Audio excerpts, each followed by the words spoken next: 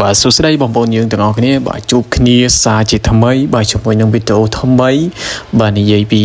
បាទពណ៌នាពីបាទគោក៏ដូចជាបាទតម្លៃគោបាទនៅទីផ្សារបាទវីដេអូ original គោធំតែយកមកវិញចឹងទេដើរមកលុំមកប៉ុន្តែណៃសាគោ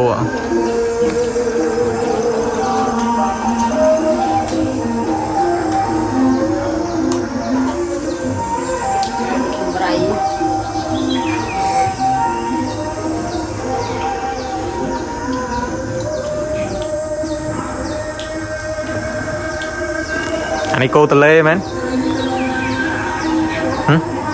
អាធំអានោះម៉ែដល់នោះម៉ែមើលមេគោម៉ែដែរអានេះដល់គោស្រែយើងឡើយនេះដល់សាច់ចុយ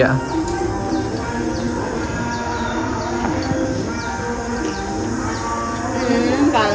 មុនចូលទាំងអស់នេះផែម៉ានលៀន4លានជាងអានោះ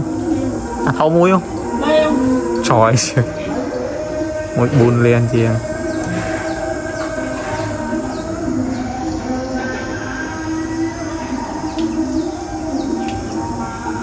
បើចូល10លាន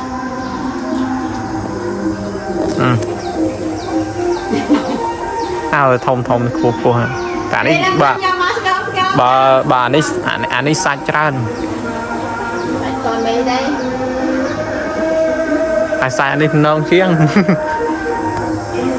ពីភាគសាច់ហ្នឹងអូយកមកស្កប់ឡើងញ៉ាំតែកតុញ៉ាំតែច្បាើងយកតាអស់ហើយក្រៅតូច